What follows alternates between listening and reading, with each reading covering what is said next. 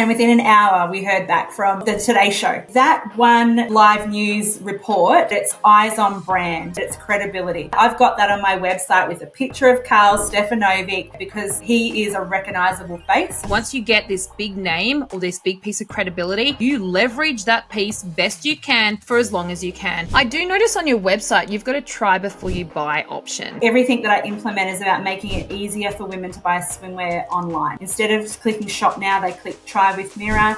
It allows them to have up to 6 items that they can try in the comfort of their own home with your own mirror, your own lighting. My average order value has gone up by 27% in the last few months. That's huge. Yeah, it builds trust because they can return it, no questions asked. You went over to the US for Miami Swim Week. I want to know everything about this. What happened while you were there? Just tell us everything. Hello, lovely ladies out there, and welcome back to the podcast, She Talks E-Commerce. My name is Mel, and today I am joined by someone I'm super, super excited to talk to. So please welcome Ashya McDonald from Bums Swimwear.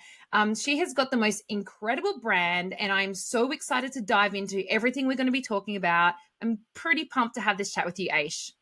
Thanks, Mel. Excited to be here and missing Lisa today. I know. It won't be long till Lisa is back on the potty with me, everybody. So don't sweat that. She has been in Europe enjoying a bit of time away with her daughter, something that we all need to be doing sometimes, taking a bit of time for ourselves.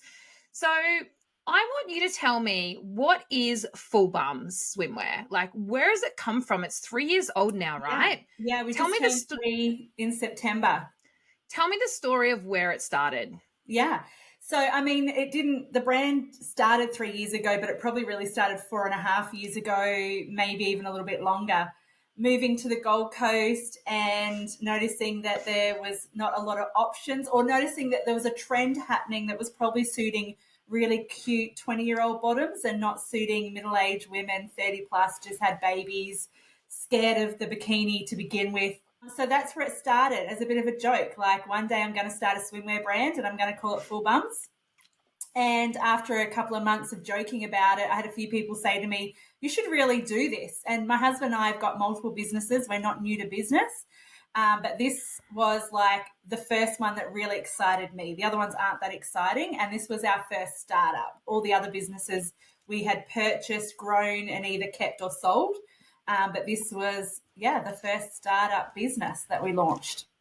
So I know your story quite well, and I've known you for a while now. And one of the things I love most is the fact that, you guys are not new to business. You have had massive businesses and across so many different industries as well. So, but what I also know a little bit is that, starting your own brand does come with a whole lot of different things out there that maybe you hadn't experienced in business so far as well. So can you talk me through some of, the early days, building the brand? Were there some big challenges or things that come to mind that you had to overcome that you hadn't really had experience with before? Yeah, I mean, the other businesses we bought already had the products there ready to go, and they were more in the rental kind of industry. So finding a manufacturer, number one, that understood my brief, no pun intended. I didn't want it brief, and they kept sending me, I didn't even mean that. That's funny. You didn't understand. So it was like nearly 12 months of getting samples going, this is not a full bottom coverage. I just wanted a classic. I wasn't inventing something new. It was something that's been around for a long time, was just kind of disappearing off our shelves. So that was a challenge, working with manufacturers for the first time. Another challenge was definitely there was no procedures or structure or manual. Probably my strength is taking something that already exists and making it 10 times better. And that's what I'd previously done. But here I had to start from scratch. There was no how to do something. I had to create, or YouTube or Google how to do this, how to set up a store, a website, all that kind of thing. So wearing all the hats without a team, that was definitely a challenge. And obviously our other businesses aren't e-commerce, and this is e-commerce, so that's completely different as well. It is a different fish. Yeah, I was literally going to say it's a different kettle of fish over in e-com land. Kettle of fish, yes. 100%. And this is the thing that I think a lot of people out there who are, going from business to business, you do forget, you think, oh, I've done it before, I can do it again. But when you're entering e-commerce and you haven't entered it before, holy smokeroo, like it is a whole different scenario. One of the things I love most about it, though, that is it's purely digital, right? So Yes. there's so many things that there's almost like, I love to think that there's no right or wrongs because everything is testable and you can optimize it. And so many times people are saying to me, I don't have like the phrase on my website perfectly correct or whatever it might be. And you know what, guys, when you are in ecom, it doesn't actually matter. Test and learn. See what happens out there. Totally. And I think too, like the first 12 months, I really was winging it. I was like, I don't know how this is going to go. I'm just going to test and see. And it went far better than I had ever imagined. I think my expectations were pretty low though. So anything was good. Like selling one bikini was great. Selling out in the first week was even better and something I never imagined. So I think, yeah, it's a lot of testing and learning. I'm probably a little bit more strategic in my testing and learning now than what I was. There's a lot more on the line. I've got team. I'm employing people. I can't test and learn and something fail and then I don't have money for wages. So it is a little bit different than it was in the first 12 months. But yeah, it's a lot more strategic in my testing. I love that you have said that your testing is now a little bit more strategic, which, as business owners, as we go along our journey a little bit and as we learn a bit more and as we've got, the right guidance around us as well, it absolutely makes a big difference. But also the fact that you were super successful in your first year when, you didn't have those guide rails around you more so. So I'm going to go from kind of the start where you were, it was just a bit of an idea and it was a bit of a pun almost in terms of like, let's bring Full Bums back because let's be honest, for any of the ladies on the line who, are out of the 20s and into the 30s and we've had a couple of kids or so, someone like me maybe who goes, I do want the full bum coverage. So as an SEO geek over here, I love that your name is actually that because no one sits there and goes, what does she sell? There is no questions around what you sell. So you've done some really cool things in your journey and I want to jump through to something that you've done most recently. And I saw that you went over to the US for Miami Swim Week. Now, yeah. I want to know everything about this, how it came about, why you got involved, what happened while you were there. Just tell us everything. Yeah, I think to go back to the beginning, I'm a swimwear brand, so I'm seasonal, right? So I can't just sell in Australia and New Zealand. I've got to be selling, Southern and Northern Hemisphere. So I was trying to find little ways, yes, I've had great success, but I'm still a little brand and I'm still small business. It's not like it's, I'm about to retire on a boat, nothing like that. And so I was trying to think of ways that I could kind of get into the US without going too quickly, too fast, pushing myself before I could handle it revenue-wise, everything. And so I saw that, Miami Swim Week exists. So I thought, I'm just going to apply for that.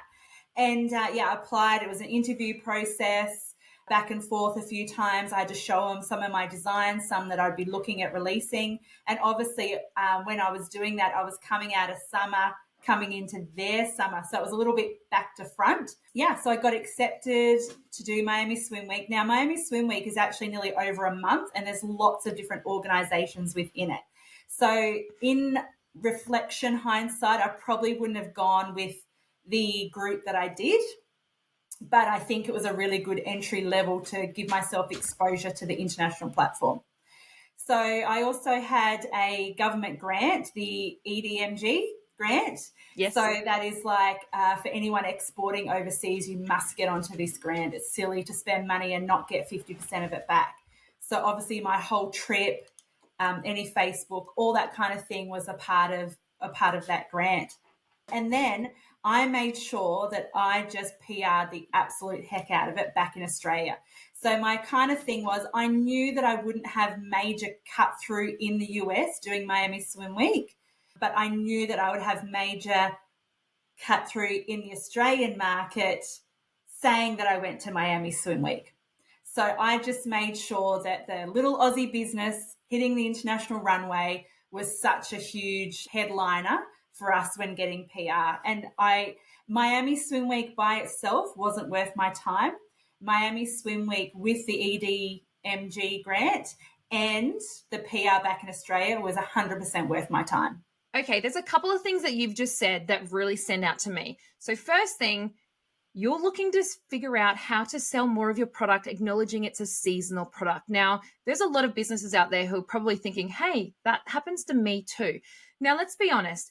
down here in Australia, you're right. We have the opposite seasons to the Northern Hemisphere. So the idea of actually selling through our summer and then taking it to the Northern Hemisphere and selling through their summer it's a fantastic strategy, because what it means is that your products can be selling all year round at volume as well. And let's not forget the fact that our friends in the Northern Hemisphere, Europe and the US alike, they have very, very, very large populations as well. So it's a really nice place to try and cut our teeth in, as we'll cut into, not to cut our teeth, but essentially to have a go at to try and expand our businesses as well. So you found out about Miami Swim Week. And just to clarify that, so tell me, Miami Swim Week, is that particularly a showcase of just swimwear brands?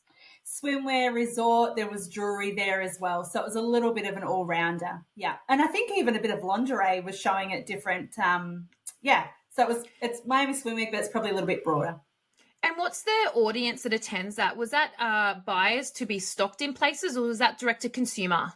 I would say the one that I went to was probably a little bit disappointing. There was a lot of PR and reporters there, but there wasn't a great amount of either direct to consumer or wholesale, anything like that. I would say a few of the other ones do have that. And like I said, in hindsight, I probably would have chosen something different. I probably would have done the one that had the trade show running alongside it, because I know I'm not a gifted brand. You can't really gift swimwear. It's not a baby toy. It's not a beauty product. It's fashion, and it's a little bit personal. So I think being at the trade show and the runway would have worked better for me. And then on that, the fact that you're saying in hindsight, I might have, and this is something that I think as business owners that we say a lot, and it's okay to say that as well, because if we go back to, challenges or failures or whatever else we might think that we go and do, it's a lesson, ladies. We try something, it doesn't work, we learn from it, we do it better. Same as us. We went to the New York Toy Fair last year for Wild Doe. And in hindsight, now I know more about the US toy market and the different fairs available. I may have chosen a different fair to start at for us. However, until you actually go to these things and have a good crack at it, we don't know. And the thing is, what works for one business may not work for the other business as well. So sometimes we do just need to go and have a go. And it is a little bit of a risk. I'm going to just put that out there. There's a big decision that needs to be made sometimes. And it does feel like a bit of a risk, because there's quite a cost involved with these sorts of initiatives. But you did mention the EMDG grant. So that's the Export Marketing Development Grant that we have here in Australia. And it is for businesses that are exporting or selling overseas if you develop your own product. And it is quite an amazing piece to be part of if it is open to you. And I highly recommend anybody who's looking to sell outside of Australia to have a look into it. It's a little bit tricky to, I guess, I would recommend looking at working with experts to try and get it approved for your own business, because there is a fair bit that is involved in trying to sign up to it. But the reality is, if you can get access to it, it does give you back 50% of your expenses up to a cap level, right? So what you're saying is, but you went and you took the risk, you went and did this Miami Swim Week, and you were confident that you were going to get 50% of your costs back through the Export Marketing Grant, which is amazing. I had a great holiday, I think. And you had a holiday. Yes. Yeah. I think you're allowed to tie it in. Well, yeah, exactly. I mean, and from a personal perspective, you had a holiday, you had a bit of a break, and you went and tried something new. And I tell you what, I bet that the learnings are a whole lot more than just in hindsight, I would have tried something else. Totally. And this is the thing. And as well as looking at other brands who are part of these things and meeting people and networking and talking to people, there's all of these other things that are absolutely invaluable in my mind, apart from the fact that you might actually get a sale when you do attend these pieces. One of the things I think mostly when I'm talking about going to an expo or a trade show, or, in your instance, Miami Swim Week, is that we need to think about what we're actually trying to get out of it. And a lot of the time it's not actually just bottom dollar sales then and there. It might be some learnings, but it might be who you meet, or it could be some of those reporters who saw you. But I love how in your instance you went, not sure what's going to happen over there, but I'm going to absolutely cane it from an Australian perspective and run it to the PR and just yell out loudly about it so much that people are like, oh my God, full Bums Swimwear is at Miami Swim Week. Because I tell you what, the credibility that comes along with that is like no other. And then it's a little bit like when we want to be featured in publications, right? As seen on 7 News or whatever it might be, as seen at Miami Swim Week, that is a powerful statement. So I love that your strategy for this was really like multiple fold, let's call it. And you kind of went there and went, okay, what am I going to do? How am I going to talk about it at home? And how can I, even though I'm trying to launch into the US, generate all this hype back in Australia for the brand at the time as well? And it did, because it was one of the things I really wanted to ask you about and talk to you about, because I saw it everywhere. Holy moly, what is she doing at Miami Swim Week? How did she get there? What does she do? You know, all of these things. So I want to put it to everybody out there as well. What can you be part of that potentially is a door opener for you, has multiple objectives, you know, there's lots of things you can get out of it, isn't too risky, but if you're going to do it, you make sure you tell everyone about it, because it will give you a whole lot of credibility. So let's talk about that for a little bit, Aish. Yeah. You have had some really epic media coverage here in Australia, like the Today Show, Daily Mail, Elle, a whole lot more than that. So I want to know, do you manage your PR yourself, or have you engaged an agency? Like, how do you make it happen? And, you know, just in general, like, how are you achieving the PR that you've been able to get so far? Yeah, I think, you know, small business, small budget. So I didn't have the money for a big PR company, so I had got a freelancer. She was a girl actually through the SheCom community who was on maternity leave and is a journalist. So I reached out to her. Her and I sat there, put together a media kit or a proposal that she then sent out to all her contacts. And just before we hung up, I said, look, I've got a little pipe dream. I know this is a great story, but I've got a pipe dream to be on one of the morning shows. And she's like, oh, it's a hard one. And I'm like, I know, but this is a good story. It's a good Aussie story, you know, on the international platform. And within an hour, we heard back from the Today Show, so 9 News, and that was so good. So they actually interviewed me live in Miami while I was over there, and because of that, about an hour later, 9 News Gold Coast reached out, and an hour later, I had an interview with them that was pre-recorded, plus a lot of other publications. So that one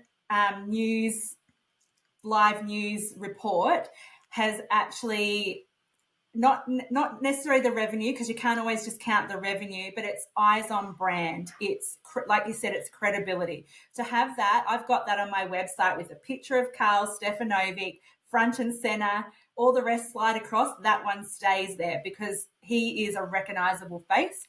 Him on my website with the Today Show. And I also knew that he likes to banter, so I was ready to banter back with him. And I knew that he'd have a bit of a joke about the brand. So I think I'd done my research in that respect of knowing, you know, to be on my toes. But I've had so many people say to me, oh my gosh, I saw you on the Today Show.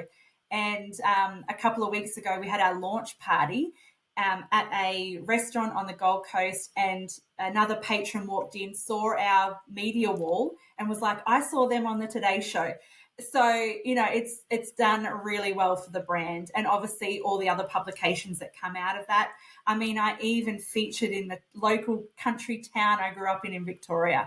So mum and dad were pretty proud of that one. Yeah. I tell you what, I just like, I just was just like, oh, because I'm from a small country town too. And I know that it's not big business, you know, talk out there, but that does feel that like hits the heart a little bit, because that's pretty nice. I bet you folks were proud. Yeah. Yeah, they were. Yeah. So I am pretty pumped about the idea of how you have not only been to Miami Swim Week, but it was actually that particular event that you leveraged so well here in Australia.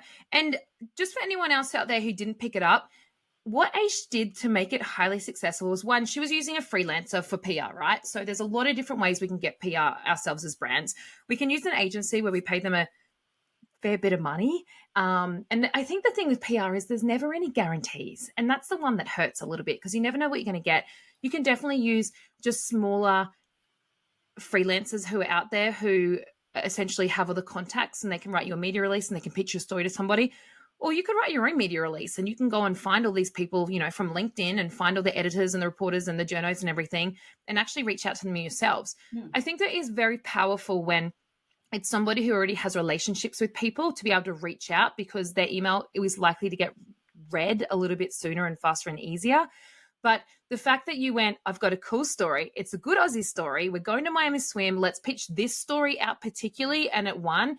And then when you actually did talk to Karl Stefanovic and the other reporters, you already had done a bit of research to say, okay, what sort of things should I be talking about? And again, acknowledging that he doesn't mind a chat, and you were there and ready to have a banter about it. So it was more of a entertaining, I guess, segment to start with. Great for you as a brand, but also let's not forget the fact that anytime we can get on TV, it absolutely is a massive awareness play out there. So it may bring revenue, it may drive sales. Did you feel it drove sales as well? It definitely drove eyes on brand. I think, like I'm seasonal, and this was at the beginning of July. So you're talking about the middle of winter.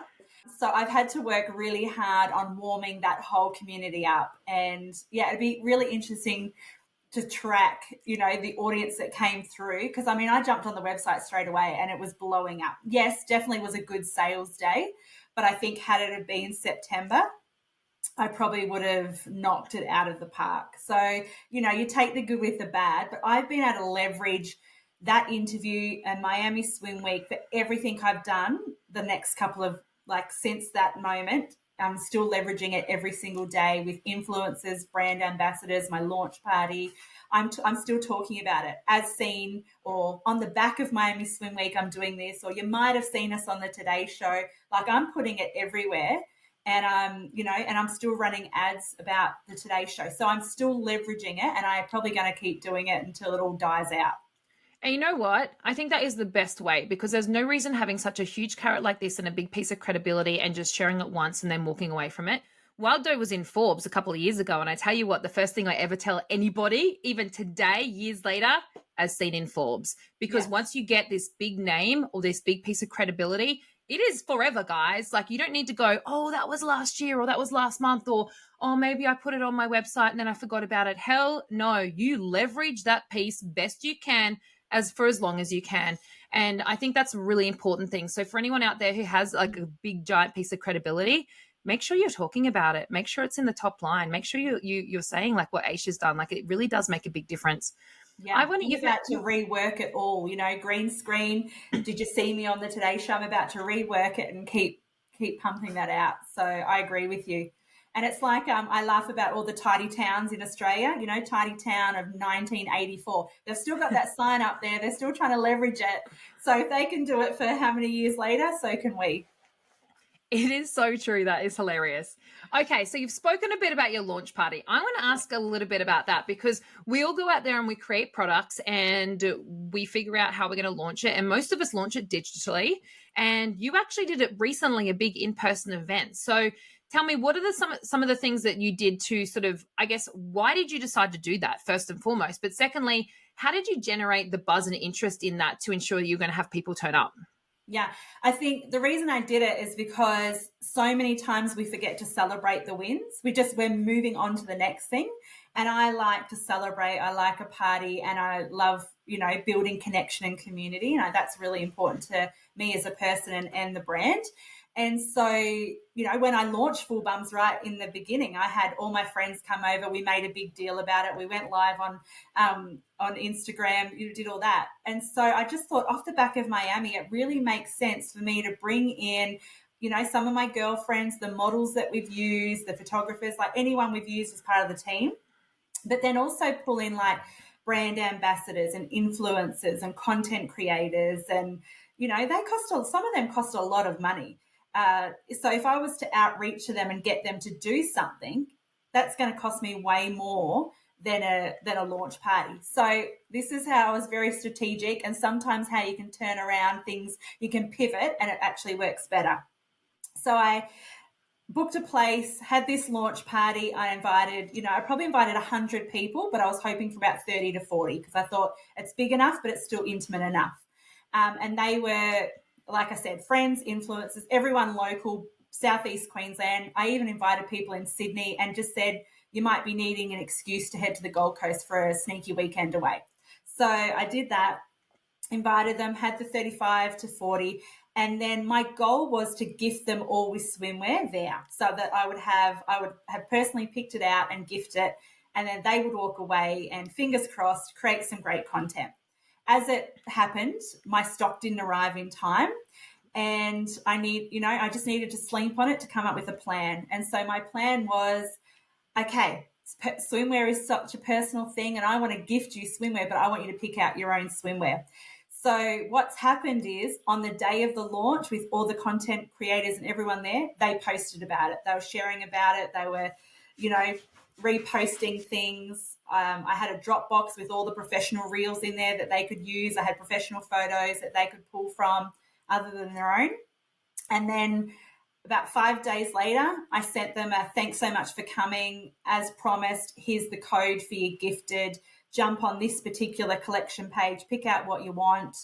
And then, by a week's time, it's arrived. So 2 weeks after the event, which is all happening at the moment, is them receiving them, wearing them, posting about it, and creating content. So I just didn't get one post. I've got it over multiple weeks. And then all the women that couldn't come, I've also sent them an SMS saying, it was such a shame you couldn't come. I gifted everyone swimwear. Didn't want you to miss out. I'd love to send you some swimwear as well.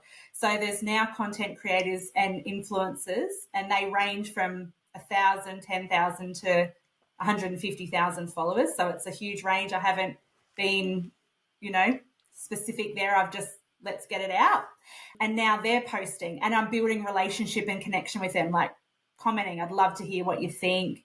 I've got some girls that are probably in, the size 20s, and I haven't had models for them before because it's really hard to find size 20 models, who are now creating content for me and giving me their feedback on the product. So it's been amazing of community, building that community with all these girls. And I'm forever on their Instagrams, commenting on them, letting them know they look amazing and that. Like, I'm building relationship, and I think that's important. It is so important to build relationships. And this is one of the things that I talk about a lot when I start talking about influencers as well. It's not just a one-time transaction, or if you can stop it or build on that one-time transaction to build it out a little bit further and have a longer-term relationship with them, and they actually get to know you. And when you're the founder and they're creating a relationship with you, it absolutely means that they will want to support you. This is almost how I built Wild Dough entirely. It was about working with people to then genuinely get to know them. I was a mum too. We were relatable in that sense. And then every time we had something new for Wild Dough, we'd send it out, and they would be really happy to try it and also share about it.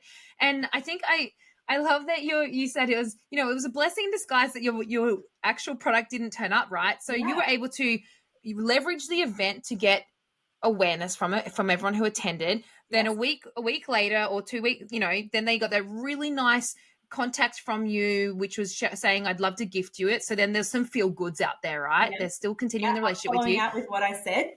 Yep. And then they're ordering a product, they're receiving it. So there's a whole lot of unboxing opportunities and just general excitement to receive a free product. And then after that, there's let's put it on. Let's see if we can style it. Let's wear it. Let's create some content in the product as well. And so there's such a really nice build up what you're doing there. And then also to continually be asking them for feedback, making them feel like they actually have input into this. And, as the founder of your business and also the designer in these products, you can actually take some of that feedback and make adjustments to it and build it in a way that is better for your customers as well. Absolutely. So it's a really nice circle here. And I think that I love that this is a little bit of almost an accidental piece that happened, but so much better than what it could have been. So I think really good learning for everybody. And I bet you had a bit of a sleepless night or a few sleepless days before you actually figured out how you're going to leverage this when you realized your product wasn't going to turn up. But I think in business, you've got to be cup half full and you've got to be an answers person.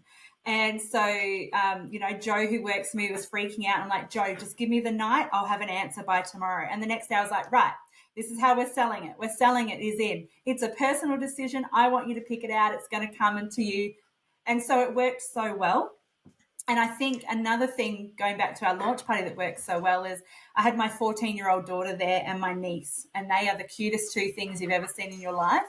But what that did was it humanized me, that I wasn't just Ashya, the full Bums Swimwear founder and owner. I was mum. And, and there was my daughter getting around talking to everyone. That really worked in my favor. So I think, we talk a lot about that people want to buy from someone they know. They want to buy, they don't want to buy from Nike and they don't know who owns it. They want to buy from the mum who's started a hobby, it's gone well. And then so humanizing it and making that part of your story. And, I pushed it out there. I pushed my daughter and I out there saying, look at her, she's amazing. So I think adding those elements to it really made the event work in my favor. But also it means that there's something relatable between you and other people, right? And I think that's something that absolutely at an event you figured out how to do that. But also people who aren't having events out there, I think it's a really important piece to think about as well. How can you make yourself relatable to your customer? Are you the target customer or are you not? And who are they? What is your avatar that you're targeting? And what do you have in common? How can you relate to them? Or what can you be saying or sharing as well? So, because it blows my mind over and over again that some people do look at us as business owners and founders and what we're creating, and they, sometimes they're afraid to come up and say hi to us. Or, not that long ago, someone came up and they're like, Mel, we've been following you for a long time and we can't believe we're meeting you. And, you guys hear me on the potty a fair bit. I feel like I'm the most down to earth, just general person out there. So to have people come up and say that sort of thing to us really blows my mind. But the same people would be doing the same to you as well. So anything we as founders can be doing to not only be a face of our brand, because people do buy from people, as you said, but also humanizing ourselves in a way that they can feel relatable to us as well. That not only makes them feel like they might want to buy from us more, but also helps them engage with us as well, helps them start following our journey and wanting to be part of it in one way or another. I've involved Mr. Full Bums this year. And honestly, I mean, he hates it. He's just said to me, you're not allowed to use me till Christmas again, till I've, trimmed up in time for summer. But I get so much feedback about Mr. Full Bums. Like, he's become part of the, when I went to Miami, I pre-recorded heaps of stuff, like Mr. Full Bums was looking after the warehouse. He wasn't. He was probably bringing the boxes down or whatever. But, and an email went out from Mr. Full Bums, while the cat's away, the mice will play, and he offered a discount. And everyone's like, your husband's so good doing that. No, he didn't do anything. I did it all before I left. But it resonated with the audience and they loved it. And so when he makes an appearance on socials, it's like I get the most engagement for those things. So I think it's exactly what we're saying. I love that you call him Mr. Full Bums, because I call my husband Mr. Wild in Wild Doe Land. So we had the same idea there, but absolutely 100%. It's a great strategy. And for those of you who didn't catch that, create a persona, whether he or they are doing it or not doing it. It's a really great brand story that you can be sharing and people relate to it, and it also adds to your engagement. Yeah. Okay, so I want to talk a little bit about your prints, because you have the most beautiful prints. You used to have a lot more of like a plainer collection or a solid color, and you have not that long ago brought out these phenomenal new prints that you've had. And I have been watching them and I'm totally fanning them. But what I want to know is, how has this come about? And have you collaborated for these prints, or have you found them yourselves? What's the process been like for you? Yeah, I think when I started, it was all just block colors, because I just, I was giving it a go. And then I just came up with this idea, why don't I put Australian artists on the swimwear? It adds another point of difference. It's not like I'm going to a stock photo thing to find a print. It's completely new and different. And it also gives me like a cross promotion using or leveraging that artist's audience as well. And so last year was the first, right in the beginning, I had a friend who had been on the block and she had some artwork. So we did hers. Then last year I had an artist from Sydney, and this year I've taken it up another notch. And I've had an Indigenous artist that working with, that's done a lot with the NRL team, Indigenous Days. So she's got a bigger profile. And then my latest one is with Erin Reinboth, who's in Victoria. And the funny thing was, is I was eyeing her artwork off for a while, and then I saw her do a collaboration with Adair's, and I was like, oh, I'm done now. Like, she'll never say yes to me. And then I was like, do you know what? I've got nothing to lose by asking. I'm just going to shoot my shot, because I kept looking at other artists and coming back to her going, no, this is the one I want. And I emailed her, and honestly, she got back to me so quickly. And I love her. She's beautiful. I went down to Torquay. We filmed a heap of content together. And the funny thing was, she used to work at Cotton On years ago in the textiles area with their swimwear. So she's been so helpful to me in that area of knowing prints and fabrics. And, I'm just a sponge learning.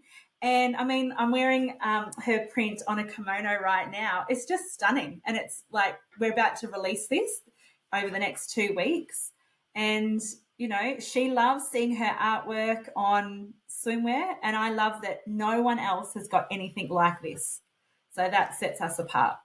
It's super unique. And you know what? One of the things that I say all the time is, what is the worst that can happen? Like, seriously, what is the worst? And that is what you've said to yourself in this instance. They can say no, or they don't reply, or they might come straight back and say yes. So I think it's a really, really good point. I want to like just hit home out there for everybody. Like, if you have somebody you've been wanting to reach out to, whether they're a huge influencer or they're not, or someone you want to collaborate with, or whoever it is, don't be afraid to reach out to them.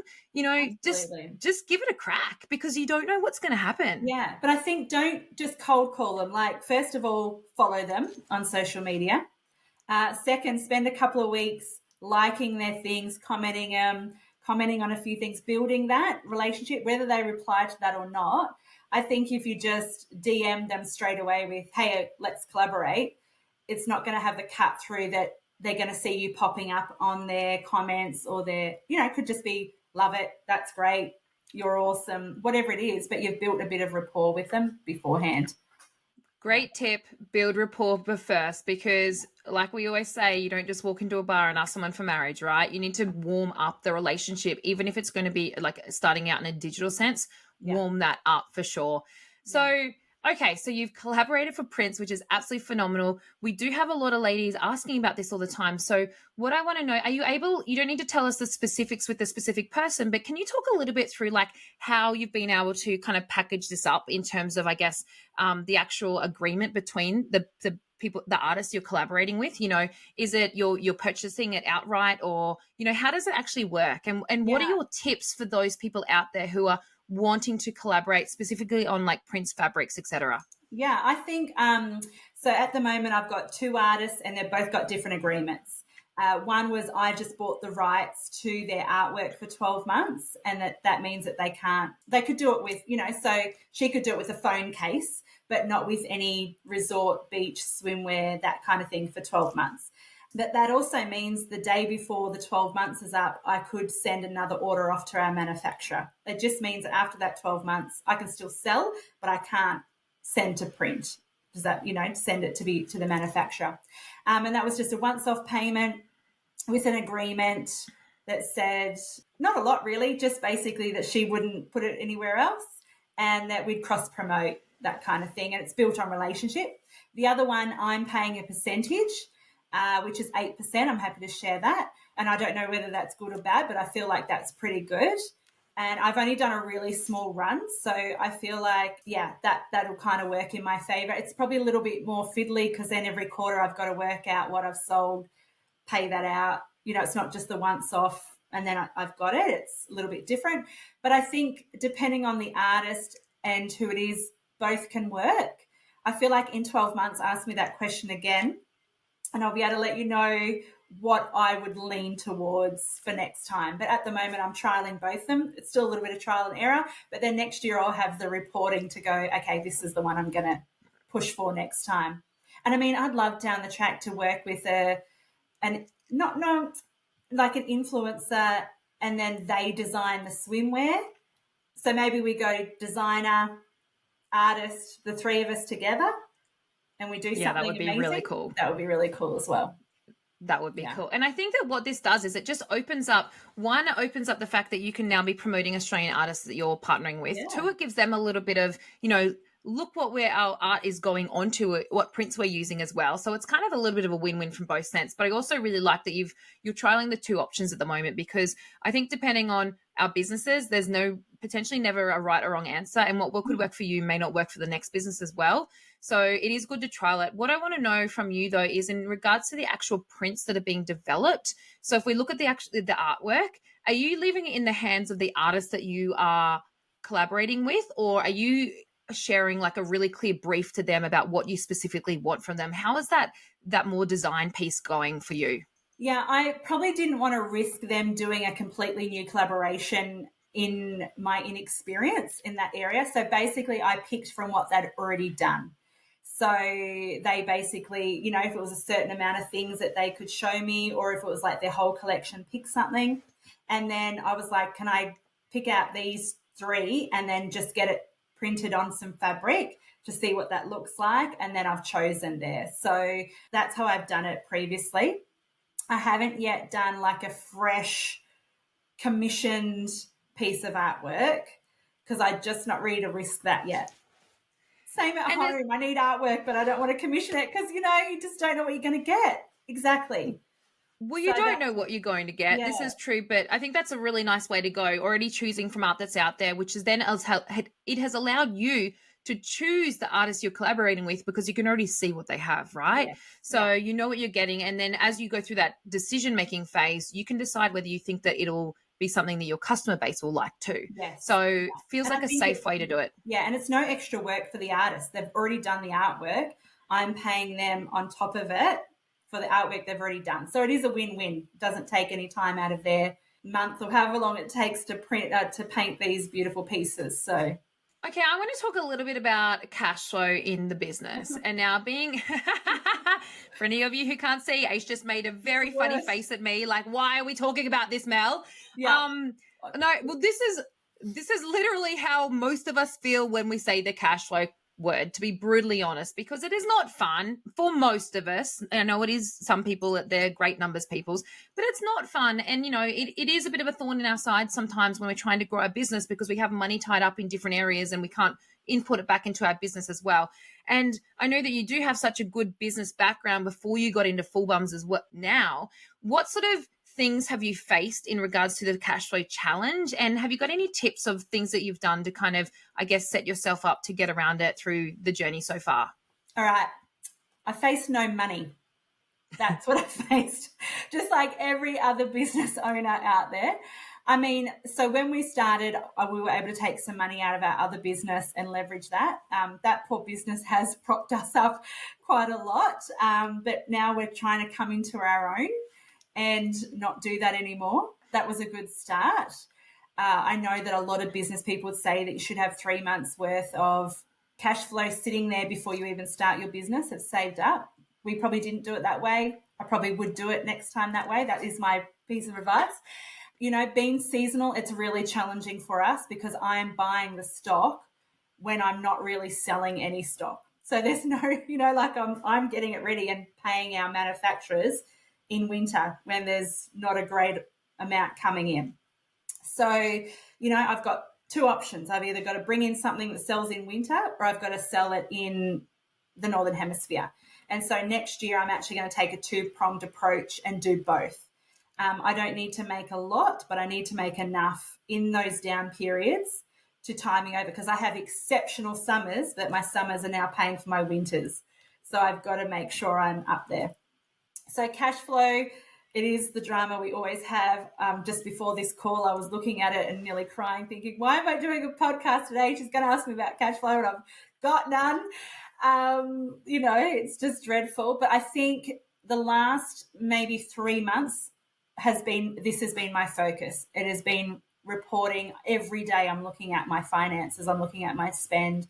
I'm looking at what's coming in, what's coming out.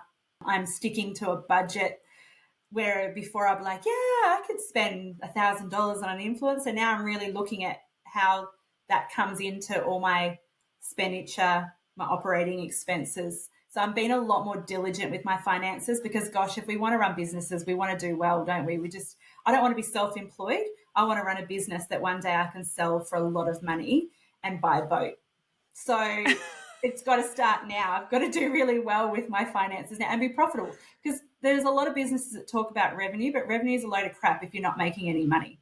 If you can't pay yourself, you can't, yeah. Anyway, revenue is a load of crap. It's got to be about your profit.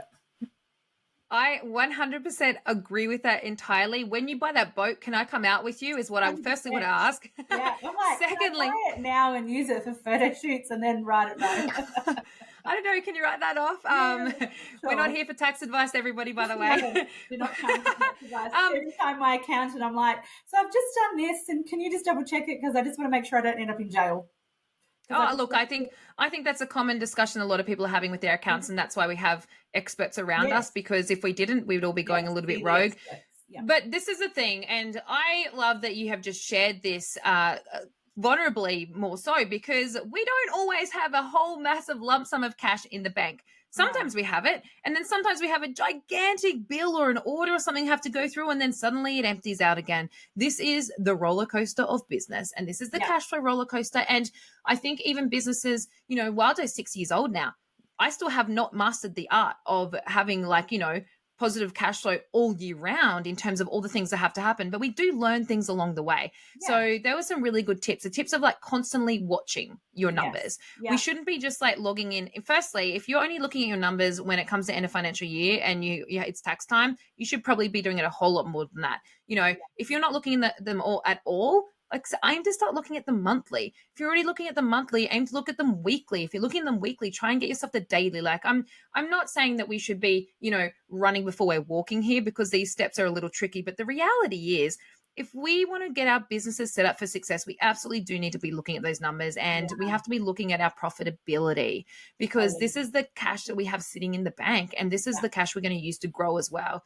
So, and I just don't think as women we can use an excuse we don't know numbers or we don't know maths. Google and Excel make amazing formulas that we just input it in, it'll spit it out for us to tell us how we're going. And I just think we can't use that excuse anymore if we want to be successful at what we're doing. Otherwise, go and get a job and get your weekly paycheck. I think it's just really important that we do look at our... Sorry, was that too harsh, Mel? Mel just looked at me with this face of but no, it's the truth. I just think it's a lot less stressful to just work for someone. You've got to make sure we're on top of those things. We can't use excuses anymore, I'm just a girl, or that's a guy's thing, or I never did accounts in school. We actually need to learn that to make sure that we do well in that area. So we don't have a good product, but if it's not making us money. So it wasn't too harsh. I will say I did pull a face. I didn't mean to, but the face can't help itself sometimes. Yeah. But this is the thing. We can't make excuses. And I would hazard a guess that most people don't look at their numbers, not because they maybe don't know how, because you're right. We can there's a lot of places we can learn that.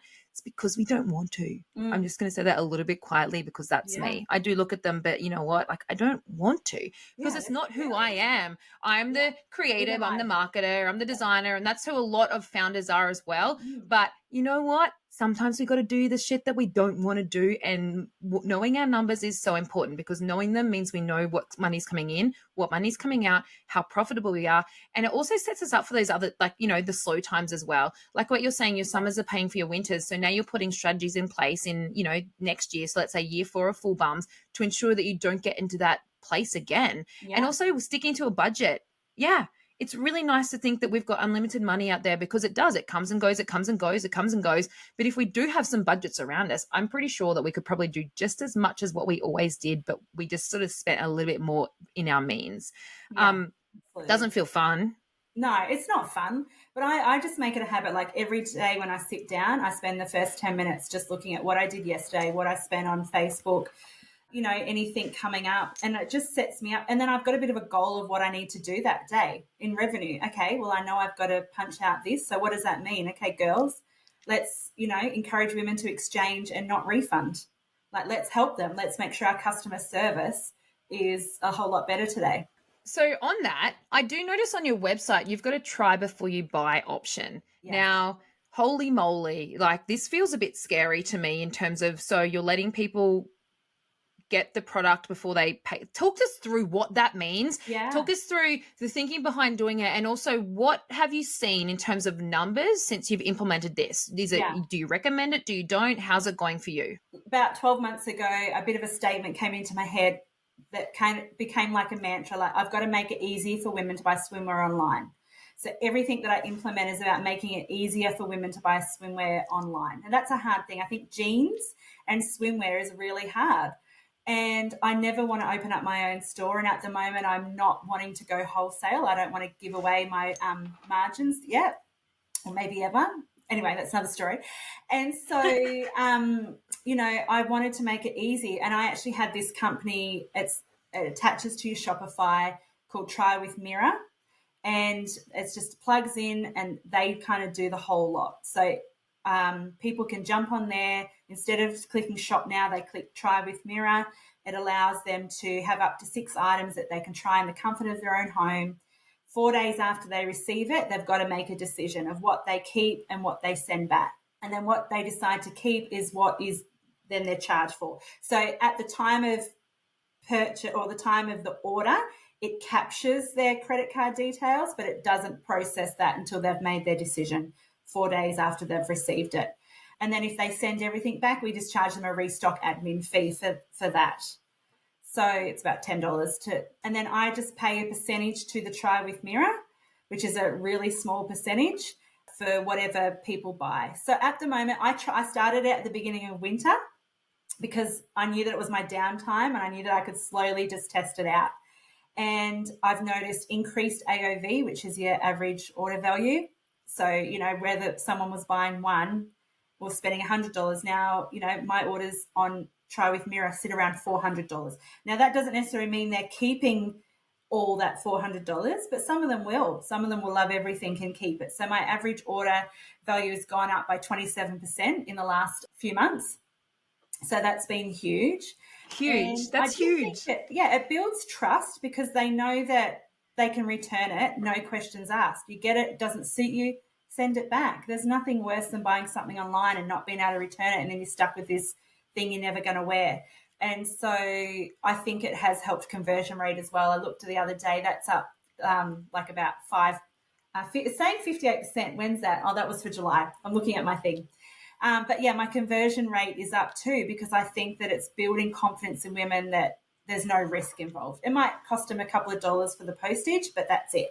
But you're 100% in saying that. Like, it's a really personalized product, swimwear. And, even when you walk into an actual store that holds 100 brands, you might only find two sets in that whole store that actually could suit your body. So it's a really tricky thing to purchase. So I love that you've gone, what is one of the pain points that people are coming up against when they're thinking about purchasing swimwear?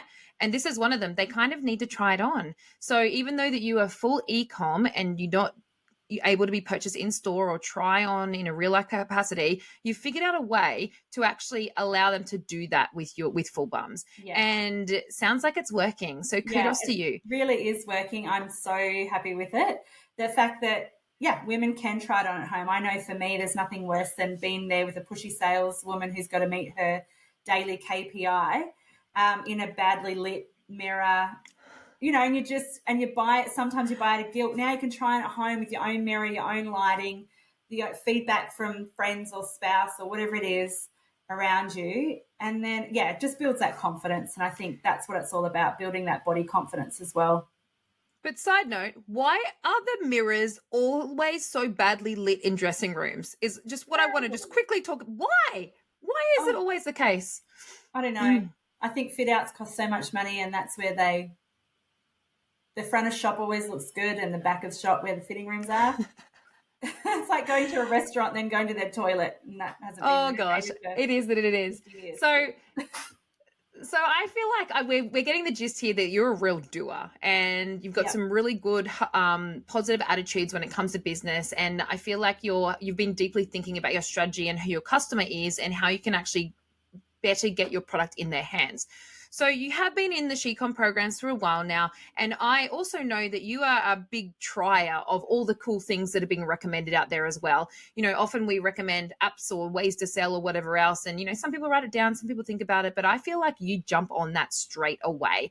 So based on that, is there any sort of plugin or app or site or out of the box strategy idea that you have jumped on in the last little while that you go, that was a game changer for me? Oh, gosh. Just to put you on the spot. Yeah, thank you. That was a question that is off the spot. So I think that one of the things that I've implemented is Gorgeous, which is it's like a hub of all the communication that comes in. So, one thing we wanted was our customer service to be exceptional. And so that has been really vital. Our social media comes into it, our emails, everything comes into that. And then we can keep track of what's happening. So I think that's been something that I heard about through SheCom that I've implemented, and it's been amazing. Also, the brand ambassador strategy, that has been huge for us. And I think that I realized very quickly that my target market was me, and I'm not posting swimwear pictures of myself all over social media. And either are women our age, the 20-year-olds, the gorgeous young ones, but they're wearing the skimpy Swimwear. So I had to be really strategic in how I got UGC, and that was through my ambassador program. So I've been able to do that really well, and I've actually just launched it last week off the back of Miami, off the back of the launch. See, everything's lining up, and now I've just launched their brand ambassador, and I've had so many people apply for it because I've been everywhere on everything and doing some really fun stuff. So I think the brand ambassador program has definitely helped leverage me as well. You know, I use Gorgeous as part of my business as well, and that's GORGIAS, not the spelling you might think it is out there. And it wasn't, once we implemented it, it was an absolute game changer. The fact that I also don't really like customer service, as you know, I want ours to be exceptional, but me, the person doing it, I'm not the right person for it. It really started alleviating some of the pain of like all the different accounts and socials and the email addresses we had to bring all into one place. So that's a really good one. Yeah. And yeah, brand reps. I tell you what I'm also hearing is that you're not just doing things for the sake of doing things. You are planning, my friend. It sounds like you are planning with strategy. So that makes me feel really happy, because sometimes as business owners, we fly by the seat of our pants, and don't get me wrong, I still do this sometimes as well. But also I might have a bit of experience on my belt. So I kind of, you know, in the back of my mind, I'm actually thinking a bit deeper about it too. But the longer we can actually plan ahead and make things line up and make it make sense in terms of the broader strategy to try and create the awareness, bring the people in, then drop the different pieces, it really does make a difference in our business. And I am hearing that from you. Yeah. I love it. I think too, there is so many good ideas out there, but it doesn't mean that every good idea is the right idea for your business. I think when I first started with SheCom, I was like implementing everything. And now, and you know, some of them worked, some of them didn't, some of them failed miserably. Some of them I probably didn't have the time to put into them like I needed to really action it. I wanted to get it going and then forget about it. And a lot of these things you can't. So I think, you know, and that brings overwhelm when you're trying to do everything all at once. So now when I hear a great idea, I've got a piece of paper that's like for later on. It's not a to-do list. It's for a later. It's not this week's. It's not this month. It's just like I'll add it down. And so I just write that idea down. I write where I need to go back to find the information on it. And I've just got it sitting over there so that when I plan my next quarter, okay, is that something I'm going to implement this quarter? No, it's too full. Okay, let's move that, because I do want to add it. It's just not the right time now. And I think that's so important. You've got to look at every strategy and go, is it right for my business? Yes, no. If it is it right for it now, or is it right for it next quarter, next year, whatever it is? So I think, yeah. So yes, I'm a master implementer, but I've been more strategic in what I implement to make sure I do each thing well. And the master implementer plans out quarterly in advance, if everyone else just heard it. Also a great tip, a great thing we should be trying to implement, whether we are planning right down to the date or just ideas and a general flow of what we're doing. It really helps us when we're planning out in advance as well. Okay, so before we finish up, I've got two last things I really want to ask you. Firstly, and I'm wondering if you're going to say what I think you're going to say, and I think everyone out there might be thinking what I'm thinking. And it's a pretty open-ended question. There's no wrong answers here. What does success look like for you, Aish? Okay, so I've heard you ask this question to everyone, and I always thought, well, if Lisa and Mel interview me, this is my answer. So I remember when we first started in business and we went to our accountant and we said, are we doing well? How are we doing? And he said to us, to my husband and I, do you still love each other? We're like, yep. And he said, do your children know your name? And we said, yes. And he goes, you are so successful. And so for me, I can't put success down to the business because it's not who I am. It's just what I do. I don't want my identity to be wrapped in full Bums Swimwear. I love it. I find a lot of joy in it, but it's not who I am. It's just something that I do. So success for me is I'm married 23 years, happily married 23 years, and my children know my name and they love hanging out with me. So that's what success is for me. Okay, I just got goosebumps all over myself. That has got to be, I think, maybe the favorite answer I've heard someone say. And I almost didn't even ask you the question. And I kind of thought you were going to mention something about a boat as well. So, but that was so much better than a boat. That cherry on top one day. But yeah, that's what success is to me. It's not the material things. It's the things that And I remember so clearly our accountant saying that, and it was such a weird answer from an accountant, but it stuck with me forever. It does feel like a weird question, but if we all reflect on our answers, we have it for ourselves. Like, everyone think to yourself, what are your answers if someone asks you that? And I'm pretty pleased to say that I've got some good answers for it as well. But that's a really, really nice, line to put out there for yourself. So, and the fact that also, you say, I love full bums. I've got a great business. It's what I do, but it's not who I am. Yeah. Sometimes as business owners, we can get wrapped up a little bit too much in what our identity is. And we are a whole lot more than just that, which is the big point here. Yeah. Okay, last question for you. Before we finish up, I want to know, quick, short, sharp answers here. What are 3 actions that have made the biggest impact on your growth so far? So, business coaching, building a community, and knowing my numbers and my finances. Ooh, they were nice, tight answers, and I very much like them. They're absolutely the fact that we can have experts around us and find a coach and people who can help us grow. Huge piece there. Obviously, at SheCom, we have our education programs here, and which Aisha's part of. But the idea that we never really know what we don't know until someone else helps us is probably the point here. So and I'm not just saying that answer because I am part of SheCom. I think that, like you said, you don't know what you don't know, and I knew that I needed help in different areas along the way of people that have been there before, and now it's like I can help other people who are at the beginning stage, within the SheCom community, that kind of thing. I think so that's been really important. And so whatever community that is, I think you've got to find it. And some might be just for seasons, but I think it's important to have that with like-minded business people that can help you and build a relationship and know more about you and your business than maybe your family and your friends do, and can support. Like, I get the biggest cheers from a Zoom on a Monday morning celebrating my wins than sometimes from friends or family, because they just don't understand what that means or what we've just accomplished. So I'm not saying that to suck up. I'm saying because it has been really important to me to have the connections in the community through business coaching. Yeah. I mean, anybody who can have the chat around the dinner table with their family and you can all celebrate that you increased your AOV. Like, I think I might want your family, that family, basically. So you're right. You can't chat this stuff with just anyone. So that is such a nice share from you. We so appreciate it. And we love having you as part of our community. And like I said at the start, we're all very good friends. We've certainly connected on like a much deeper basis. And building community is a huge one. And I really love you said know your numbers, because even when I spoke about cash flow before, you kind of like hid back on your chair a little bit, and we didn't want to talk about it, but we did. But this is such an important piece. So 3 great tips from Aish today. It's been such a lovely chat with you. I've learned so much. I hope everyone has enjoyed it. And hey, in 12 months' time, let's get you back and figure out all these learnings that you've had that we were talking about today as well. Can't wait to see. Great. Thanks for having me, Mel. Thank you.